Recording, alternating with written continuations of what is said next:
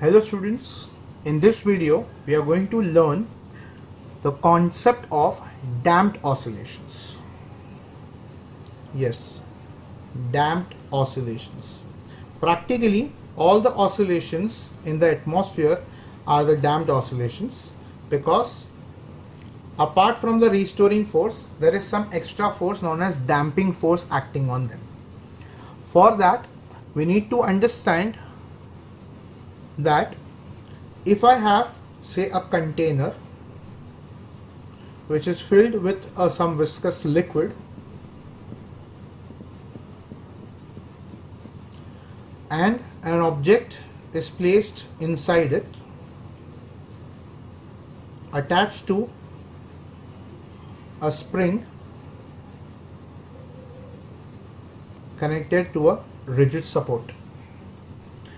In this case, if we try to oscillate the body, when the extension is in this direction, we can say there is a restoring force Fr acting upwards by the spring.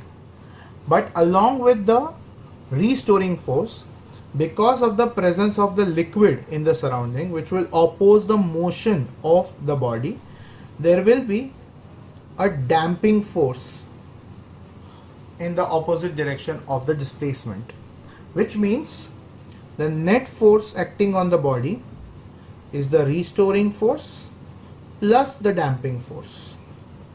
Now F net can be written as Ma. Fr, the restoring force for spring, we know it is minus Kx, and for the damping force, which is due to the liquid present in the surrounding, it is negative Bv. Now how this force came into picture? It is by the idea of Stokes' law, which is present in fluid mechanics, which says if in a fluid a spherical body moves with velocity v, then the liquid will provide a viscous force F which will oppose its motion. And in that particular section, the formula was 6 pi eta RV. Now definitely we do not have a spherical body over here. Instead we have a symmetrical body in the form of a shape of T. So we just replace this entire constants with a constant B. And the minus sign indicates that the force is in the opposite direction of the velocity. So we get F as minus BV, which is substituted over here. So can I write this as Ma plus BV plus Kx to be equal to 0.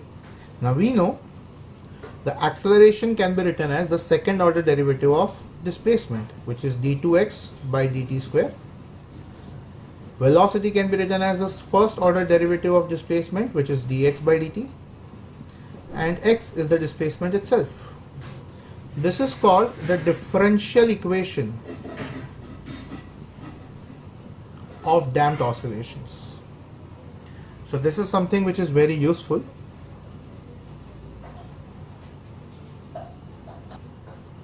So when we integrate this equation, we get an expression as A is equal to A naught e raised to minus bt by 2m, where we can say the exponentially with respect to time, the amplitude of the oscillation will keep on decreasing, where minus b by 2m becomes the damping factor,